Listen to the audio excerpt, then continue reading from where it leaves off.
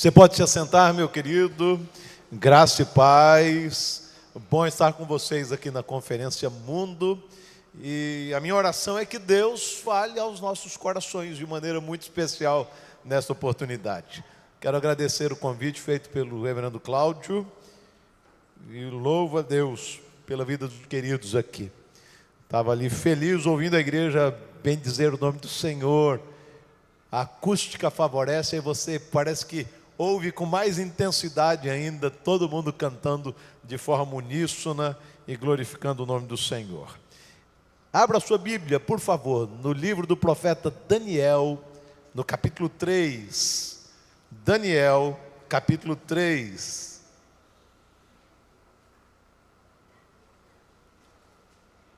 Daniel, capítulo 3. Eu quero ler a partir do versículo 13. Se possível, mantenha a sua Bíblia aberta durante toda a mensagem, porque a gente pelo menos deve retomar esses versículos durante a mensagem para consulta e leitura. Daniel 3, versículo 13. Então, Nabucodonosor, irado e furioso, mandou chamar Sadraque, Mesaque e Abednego, e trouxeram a estes homens perante o rei. Falou Nabucodonosor e lhes disse: é verdade, ó Sadraque, Mesaque e Abednego, que vós não servis a meus deuses, nem adorais a imagem de ouro que levantei.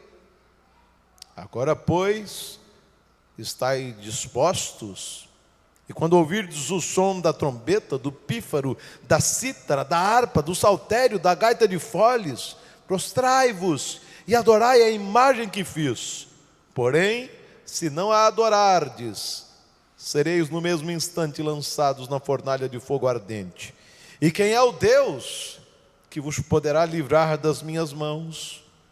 Responderam Sadraque, Mesaque e Abednego ao rei: ó Nabucodonosor, quanto a isso, não necessitamos de te responder. Se o nosso Deus, a quem servimos, quer livrar-nos, Ele nos livrará da fornalha de fogo ardente das tuas mãos, ó rei. Se não, fica sabendo, ó rei, que não serviremos a teus deuses, nem adoraremos a imagem de ouro que levantaste. Até o versículo 18. Vivemos numa sociedade, queridos, dominada pelo pecado, onde a violência, o adultério, a pedofilia, o homicídio, mentiras e o roubo mostram a sua carranca, mostram a sua face. No entanto, o que chama a atenção é perceber que essa sociedade tem tentado seduzir e corromper a igreja do Senhor Jesus, dizendo que não existe problema algum em cometer alguns pecados, que não existe problema algum em ceder um pouquinho, que não existe problema algum em ser um pouquinho mais flexível em nossas práticas como igreja. Infelizmente, algumas pessoas que se identificam como crentes no Senhor têm cedido a esse tipo de discurso e pecado sem corar de vergonha, imaginando que não existe problema em ceder um pouquinho. Em dias assim, quando somos tentados, atacados, seduzidos, precisamos de crentes sérios que permaneçam firmes em sua vocação para a glória do Senhor. Precisamos de crentes semelhantes a algumas francesas que viveram no final do século XVII. Conta-se que no final do século XVII, no sul da França, uma adolescente chamada Marie Durand foi levada às autoridades, acusada de heresia huguenote. Huguenote era o nome que os calvinistas recebiam na França. Os reformados calvinistas eram chamados de huguenotes naqueles dias. E ela foi acusada de ser protestante, de ser calvinista. Marie tinha 14 anos de idade. As autoridades a chamaram e pediram que ela se retratasse. Pediram que ela renunciasse à sua fé. Como diz John Piper, não pediram que ela cometesse algo imoral, não pediram que ela se tornasse uma criminosa, nem mesmo que mudasse as qualidades diárias do seu comportamento. Só pediram que ela abjurasse, renunciasse à sua fé. Nem mais nem menos, só isso. No entanto, aquela adolescente de 14 anos não cedeu. E por causa da sua profissão de fé, ela e mais 30 mulheres huguenotes foram colocadas numa torre, conhecida como Tour de Constance, continua lá na França. E permaneceram ali presas durante 38 longos anos. Em vez de escreverem nas paredes daquela torre, abjuro, Marie Durand e as suas companheiras escreveram na parede daquela torre uma palavra simples: resistir. Resista. A pequena palavra, gravada numa das paredes daquela torre, revela muito sobre a profissão de fé daquelas mulheres calvinistas. Ou seja, elas criam no Deus da providência e permaneceram firmes na fé durante a maior crise das suas vidas. Mesmo reconhecendo que o comportamento daquelas mulheres deve nos inspirar, resistir, permanecer firme na fé, mesmo que a gente tenha que perder a liberdade durante 38 anos, mesmo que o testemunho daquelas mulheres nos inspire. Nesta noite eu quero refletir com os irmãos sobre uma passagem preciosa da história dos hebreus, que se encontra no texto que acabamos de ler, do livro do profeta Daniel. Mas antes de olharmos para os versículos que acabamos de ler, eu quero situá-los na história. Vamos tentar compreender um pouquinho o cenário, o contexto histórico. Lendo o capítulo 1 de Daniel, descobrimos que o rei que governava sobre Judá era o rei Jeoaquim. E no 3º ano do seu reinado, a cidade de Jerusalém foi sitiada pelo exército babilônico de Nabucodonosor. Por causa do pecado do rei Jeoaquim, ele foi entregue nas mãos do rei babilônico e se tornou um fantoche nas mãos do monarca caldeu. A situação se tornou dramática naqueles dias, tanto que utensílios usados no templo de Jerusalém para a adoração de Yahvé foram retirados e levados para a Babilônia e colocados num templo pagão para o serviço do culto de deuses pagãos. Aquela atitude era uma afronta ao Senhor, mas também era um jeito de mostrar a gravidade do pecado dos hebreus. Alguns jovens da família, ou de famílias de nobres da família real, foram levados para o exílio babilônico, num primeiro momento. Perceba, a cidade de Jerusalém estava apenas sitiada. Posteriormente, o exército de Nabucodonosor invadirá a cidade de Jerusalém, derrubará os muros da cidade santa, destruirá o templo de Jerusalém, e o povo será levado para o cativeiro babilônico, onde permanecerá 70 anos. Mas o evento narrado que temos diante de nós se deu antes da destruição do templo e da destruição da cidade de Jerusalém. O que a gente sabe ao ler o capítulo 1, capítulo 2 de Daniel, é que naqueles dias o caos se estabelecera em Jerusalém. O medo tomara conta do coração dos hebreus. A cidade estava sitiada. Havia aperto, necessidade, sofrimento, angústia. Famílias estavam sendo desmontadas porque os filhos estavam sendo enviados para morar na Babilônia. Esse era o cenário em Jerusalém. Mas quando continuamos a ler o livro de Daniel, descobrimos que dentre os jovens enviados para a Babilônia, para serem treinados pelos caldeus, encontramos alguns apresentados pelos seus nomes, dentre eles Daniel, Anias, Misael e Azarias, que foram enviados para ali, onde deveriam ser devidamente preparados para servirem no futuro o Império Babilônico. E de acordo com o relato bíblico, a graça de Deus se manifestou de maneira tão maravilhosa sobre a vida daqueles 4 jovens, que eles se destacaram no Império Babilônico. Eles se revelaram mais inteligentes e mais capazes do que os magos encantadores daquele império, e começaram a ocupar lugares e posições de destaque no Império Babilônico. Tanto que certo dia Daniel, por causa da sua sabedoria, foi chamado para interpretar o sonho do rei Nabucodonosor. E ele interpretou o sonho do rei Nabucodonosor, que ficou profundamente impressionado com a capacidade daquele jovem. E o rei da Babilônia tomou algumas decisões a respeito de Daniel e fez uma declaração surpreendente. Olha o que o rei pagão Nabucodonosor disse sobre Javé, sobre o Deus de Israel, sobre o nosso Senhor. Ele disse para Daniel: certamente o vosso Deus é o Deus dos deuses, e o Senhor dos reis, e o revelador de mistérios. Se a gente parasse a leitura aqui, e Nabucodonosor desaparecesse da história, teríamos a impressão de que o rei da Babilônia passara por uma metamorfose, até porque as suas palavras pareciam uma autêntica profissão de fé.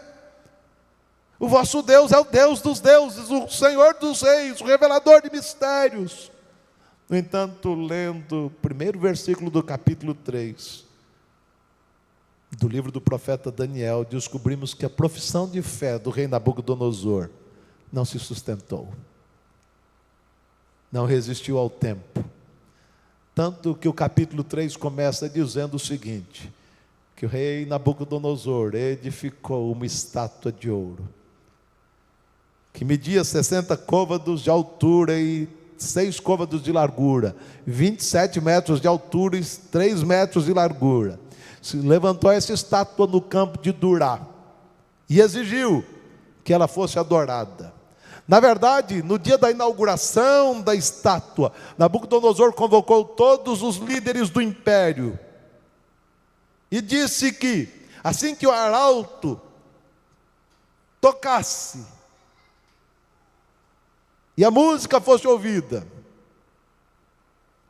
a trombeta fosse ouvida, o pífaro fosse ouvido, a harpa fosse ouvida, a cítara, o saltério, a gaita de fole, todos os povos e nações deveriam se prostrar e adorar a imagem de ouro erguida pelo rei babilônico.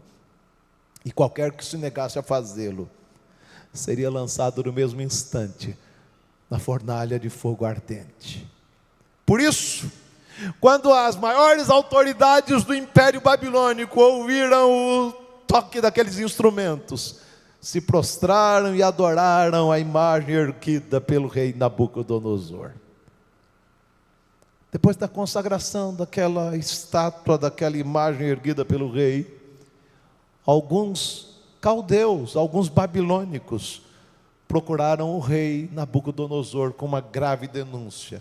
E eles disseram de forma genérica: alguns judeus não obedeceram ao decreto real.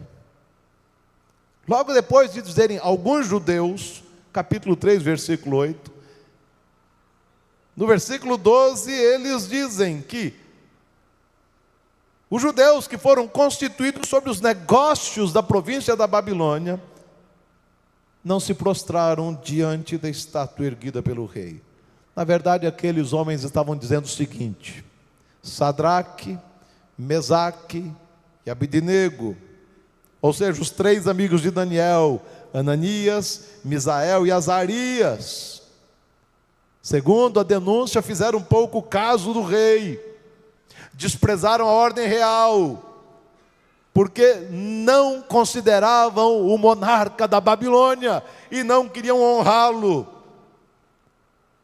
Ao ouvir a denúncia que chegou aos seus ouvidos, à sua presença, O rei Nabucodonosor ficou indignado, o texto que lemos já faz referência a isso, e convocou aqueles 3 jovens hebreus para que eles dessem explicações. Ele queria verificar se a acusação contra Sadraque, Mesaque e Abidnego era uma acusação procedente. E depois de verificar a procedência da acusação, versículo 15, olhe para a sua Bíblia, por favor. O rei babilônico deu uma nova chance aos 3 jovens hebreus, Sadraque, Mesaque e Abidnego. Veja o que diz o versículo 15. Se você quiser, qualquer que seja a sua versão, leia comigo, prestando atenção no que diz o texto. Vamos lá? Agora, pois, vamos lá, todos juntos? Tá, versículo 15, você deve ter achado aí, qualquer que seja a sua versão, vamos lá? Agora, pois, estáis expostos, e quando ouvirdes o som da trombeta, do pífaro, da cítara, da harpa, do saltério, da gaita de foles, prostrai-vos e adorai a imagem que fiz. Porém, se não a adorardes, sereis no mesmo instante lançados na fornalha de fogo ardente. E quem é o Deus que vos poderá livrar das minhas mãos? O que me impressiona ao ler este parágrafo 13 até o 18, não é perceber a arrogância de Nabucodonosor, que diz o seguinte: quem é o Deus que pode livrá-los das minhas mãos? O que me surpreende na narrativa que lemos nessa noite é a resposta dos 3 jovens hebreus aos questionamentos do rei, porque mostra uma firmeza de fé no coração daqueles 3 jovens. E nessa noite eu quero pensar com vocês sobre 3 verdades encontradas nesse texto, que revelam o tipo de relacionamento que Sadraque, Mesaque e Abidnego tinham com Deus. E mais do que isso, revelam que eles estavam prontos para viver e morrer para a glória de Deus.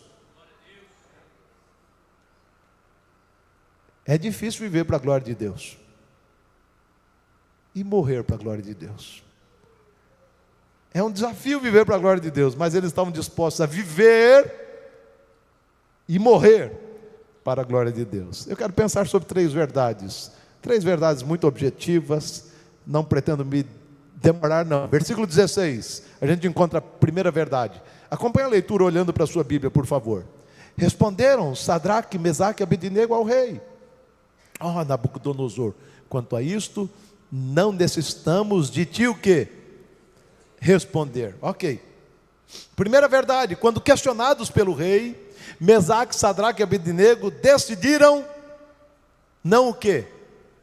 O versículo 16 diz não responder, mas a ideia é a seguinte: eles decidiram não se defender.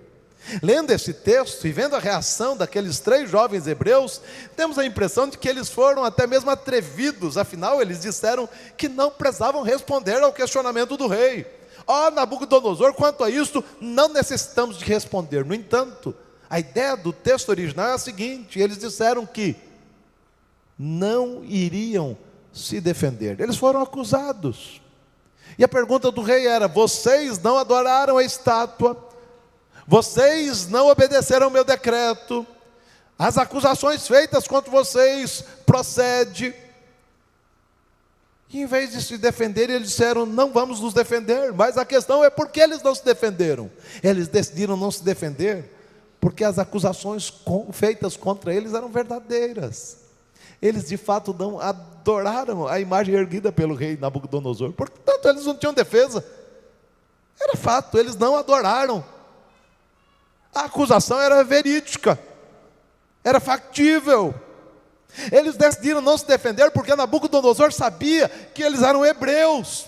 Nabucodonosor sabia que eles eram monoteístas. Nabucodonosor sabia que eles serviam apenas a Yahvé. Ou seja, o rei da Babilônia não fora enganado. Ele sabia que aqueles jovens, sendo hebreus, não se prostrariam diante de um ídolo pagão.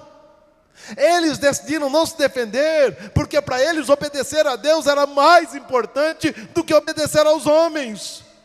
Eles decidiram não se defender porque sabiam que o Senhor poderia defendê-los, que o Senhor poderia lutar por eles, que o Senhor poderia guardá-los de acordo com o seu eterno propósito. Por isso, quando questionado pelo rei, eles disseram: não precisamos nos defender, ó rei. Se o rei Nabucodonosor não fosse tão arrogante, ele teria entendido que o compromisso dos jovens hebreus com Yahvé, com o seu Deus, era um compromisso inegociável. E mesmo que eles tivessem que morrer, eles não negociariam a sua fé. Segunda verdade, só são 3. Segunda verdade, versículo 17, olhe para a sua Bíblia. Se o nosso Deus, a quem servimos, quer livrar-nos, Ele nos livrará da fornalha de fogo ardente e das tuas mãos, ó Rei. Segunda verdade que eu queria pensar do texto: aqueles jovens não se desesperaram, porque confiavam em Deus. Aqueles 3 jovens hebreus, Mesaque, Sadraque e Abidnego, não eram apenas jovens religiosos acostumados às coisas da fé. Antes, eles andavam com Deus, eles conheciam a Deus, e eles sabiam que o Senhor é soberano, e por isso, mesmo diante da fornalha de fogo ardente, eles estavam tranquilos quanto ao seu futuro, porque confiavam em Deus. Eles tinham ciência, e eles dizem isso para o rei Nabucodonosor, que eram apenas servos de Deus.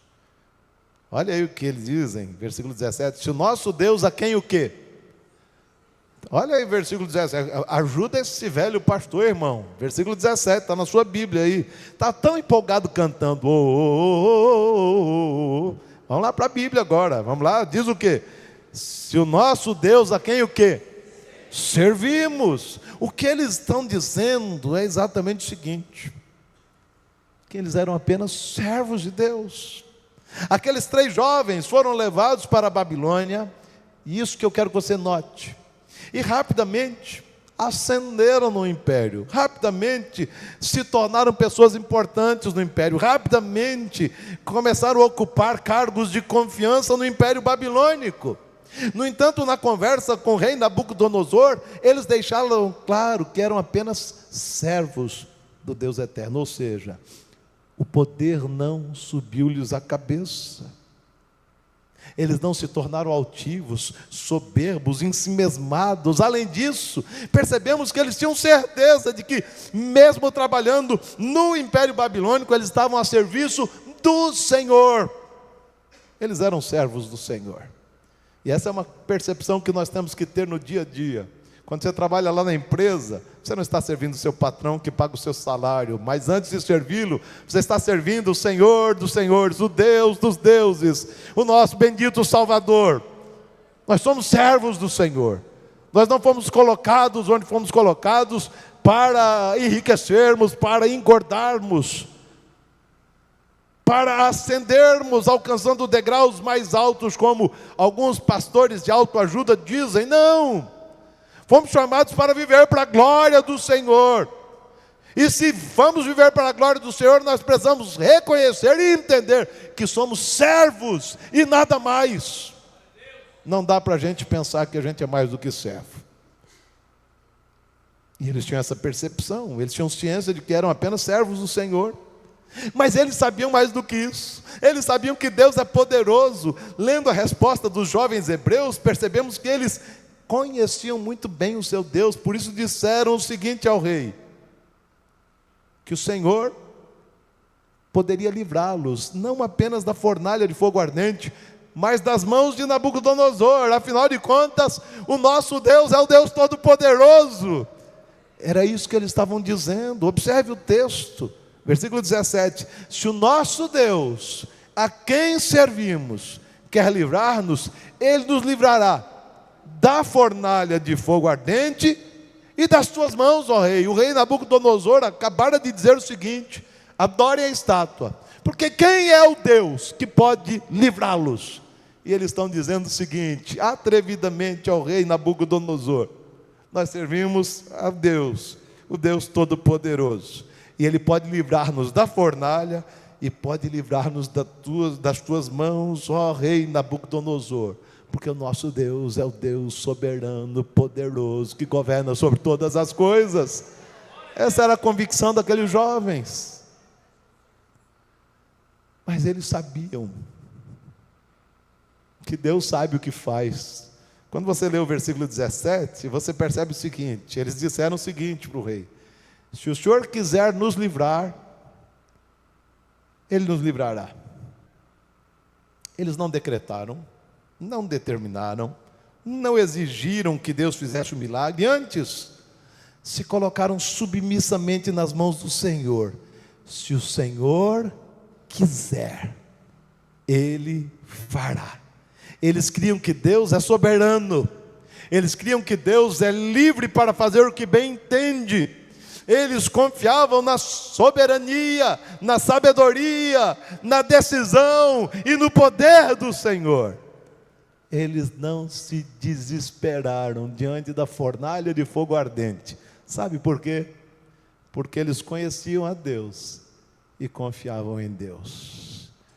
Quando a gente confia em Deus, porque a gente conhece a Deus, a gente não precisa temer as tempestades, nem as fornalhas de fogo ardentes, nem as covas dos leões, porque a gente sabe que o Senhor é poderoso para livrar-nos, porque a gente sabe que Ele é o Deus que está no controle e no governo de todas as coisas. Terceira e última verdade, eu quero ler versículos 17 e 18, tente acompanhar olhando para a sua Bíblia.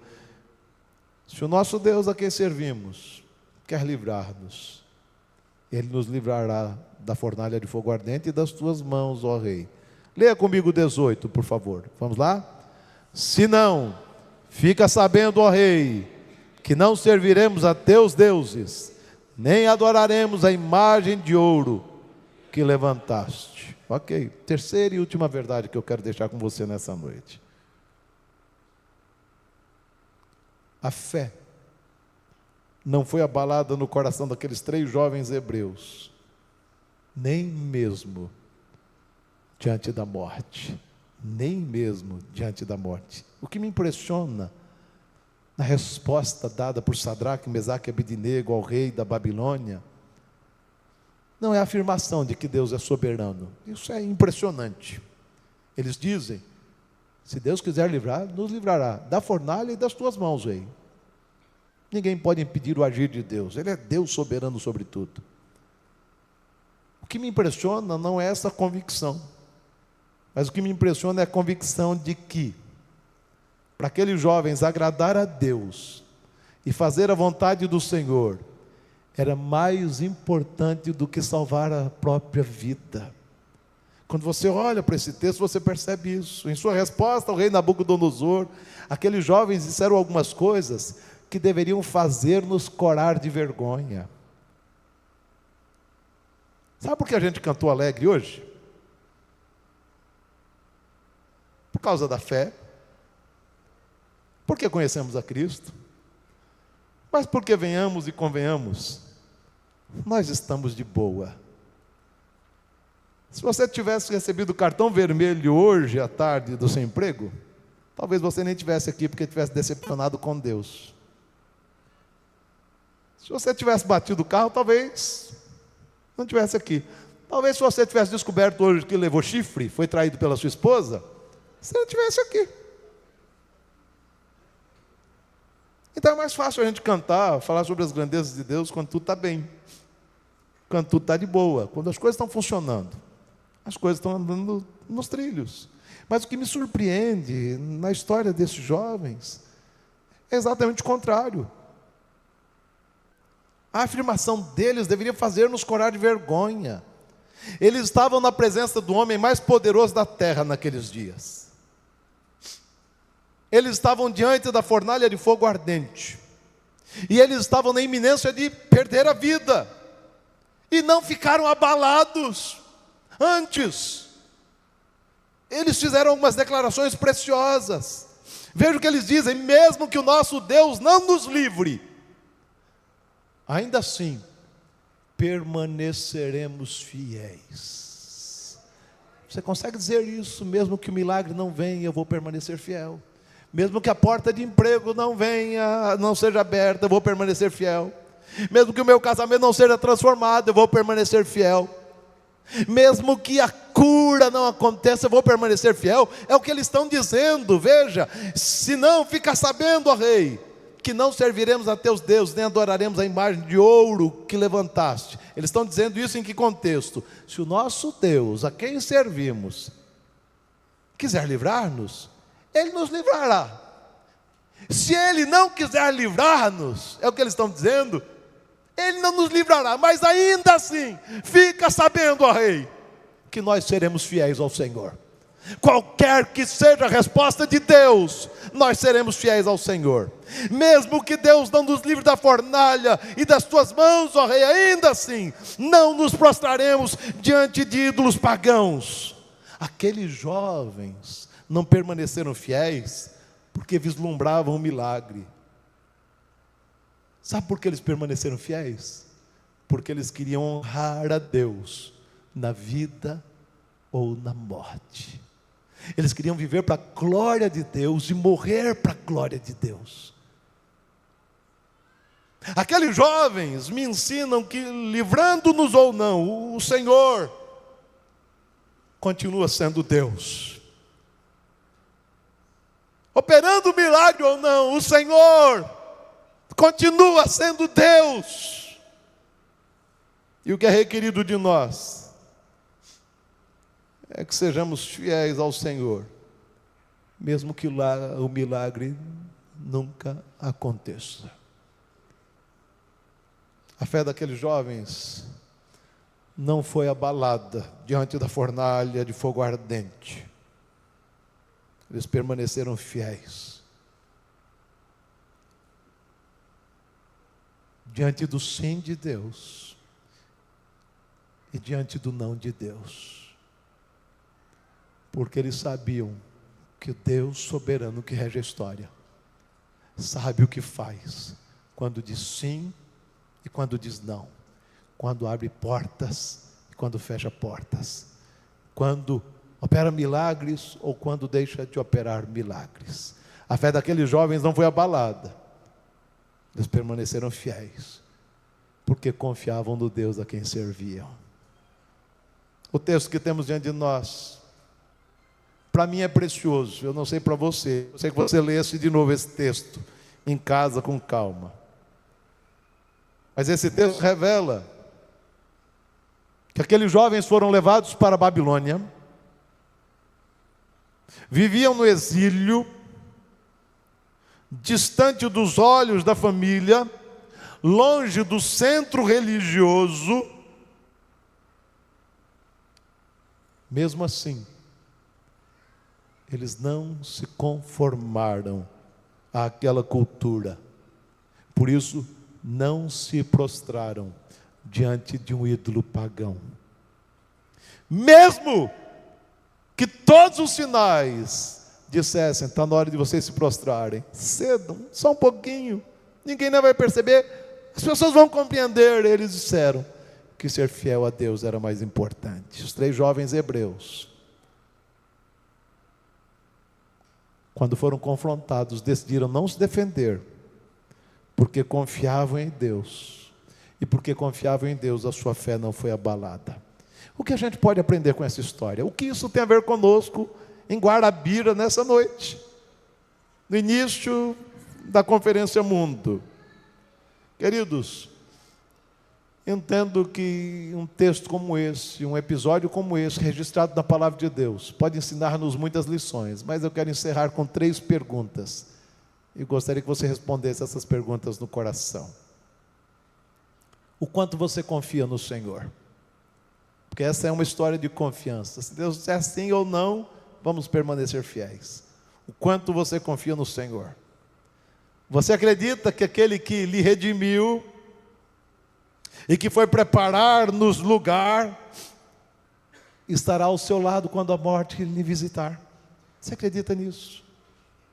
Se você crê nisso, e se você confia no Senhor, não tenha medo, mesmo que a tempestade lhe visite na próxima semana. Antes, descanse nas promessas do Senhor e permaneça firme na fé.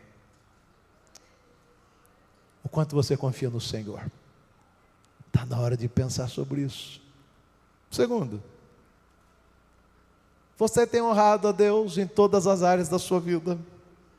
Na sua vida profissional, você tem honrado a Deus quando o dinheiro chega. Você tem honrado a Deus na fama, no sucesso.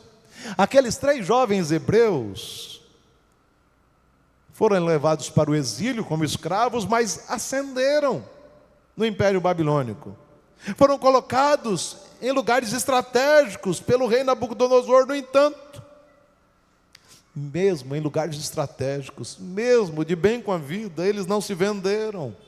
Eles não negociaram a fé para ficar bem na fita com o rei. Antes, eles preferiram honrar a Deus. Meu querido, quem não consegue honrar a Deus no meio da prosperidade,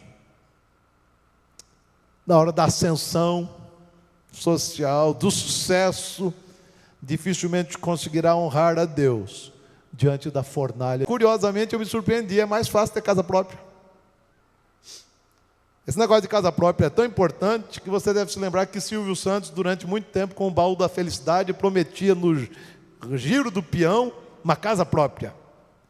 Era o sonho de todo paulistano, de cariocas, mineiros, casa própria.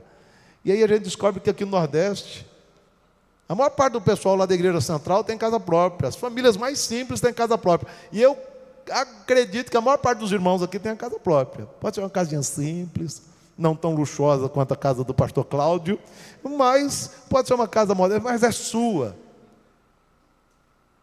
É sua.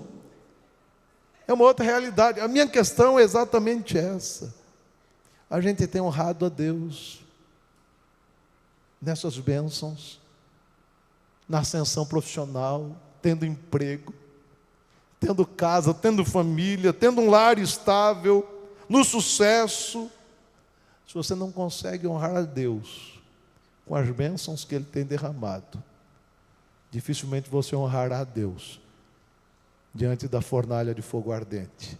Então está na hora de perguntar, e aí? Eu tenho honrado a Deus com a minha vida? Eu tenho que viver para o louvor da glória dEle? Eu tenho que aprender a viver para o louvor da glória dEle, em toda e qualquer circunstância, em toda e qualquer situação. Em último lugar, a sua profissão de fé é sólida? Eu disse que no final do capítulo 2 de Daniel, o rei Nabucodonosor fez uma declaração de fé fantástica.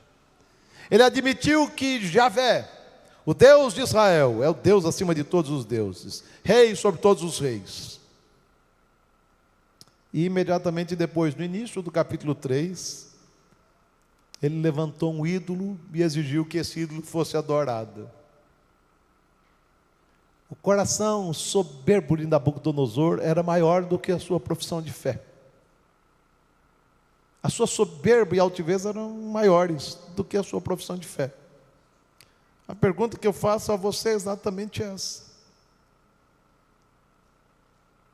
Qual o tamanho da sua fé? Da sua profissão de fé? Qual a solidez e a consistência dessa profissão de fé? Em dias quando a nossa fé é provada, a questão que se levanta é essa: a sua profissão de fé é sólida, é consistente, está firmada em Cristo, ou você tem apenas um discurso religioso, vazio, que não se consegue se manter em pé, se sustentar diante das pressões da vida? O que você escreveria na parede daquela torre de Constance, na França, onde Marie Durand e 30 mulheres huguenotes estiveram presas durante 38 anos? Você escreveria resista ou escreveria desista? Eu espero que a sua profissão de fé seja tão sólida que mesmo que a fornalha de fogo ardente se torne a sua companheira, você consiga escrever resista, porque os seus olhos estão em Cristo Jesus, o autor e consumador da nossa fé. Se quisermos viver para a glória dele e morrer para a glória dele, temos que viver aos pés dele, na comunhão dele, na presença dele, na dependência dele, confiados nele. Senão, a nossa profissão de fé vai ser superficial e não resistirá à próxima tempestade. Que Deus tenha misericórdia de nós e que nós resistamos, perseveremos para o louvor da glória do Senhor. Que Deus nos abençoe. Eu quero convidá-lo a curvar a cabeça e fechar os olhos. Eu quero orar com você e por você. Feche os olhos, por favor. Não faça outra coisa que não seja isso.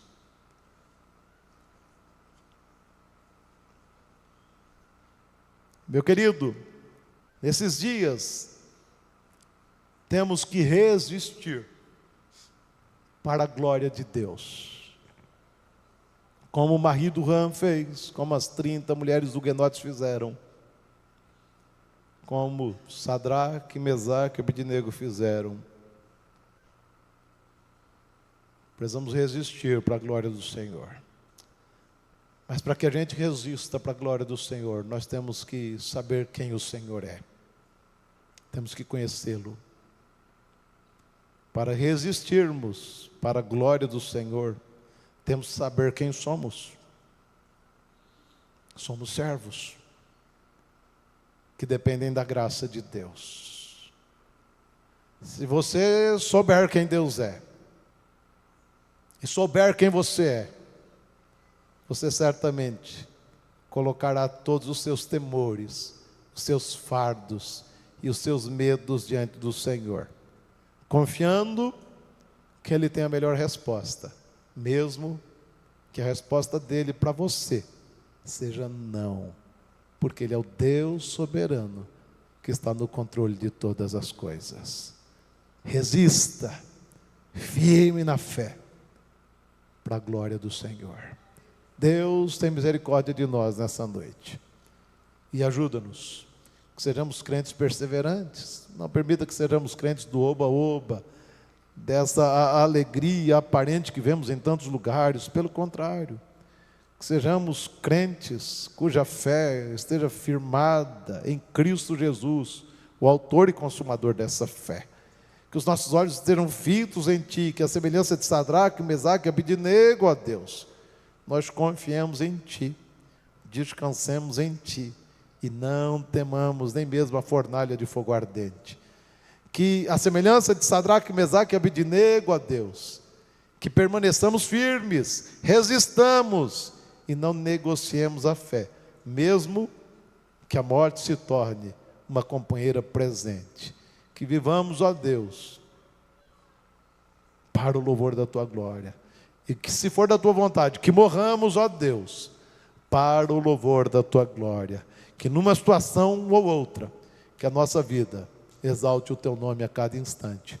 Nós pedimos que seja assim, ó Deus, no nome santo de Jesus. Abençoa essa conferência, ó Deus, e que esses 3 dias sejam de bênção, de despertamento espiritual, de conversão, de mudança de rota, de mudança de atitude, de avivamento espiritual e de glória para o Teu nome.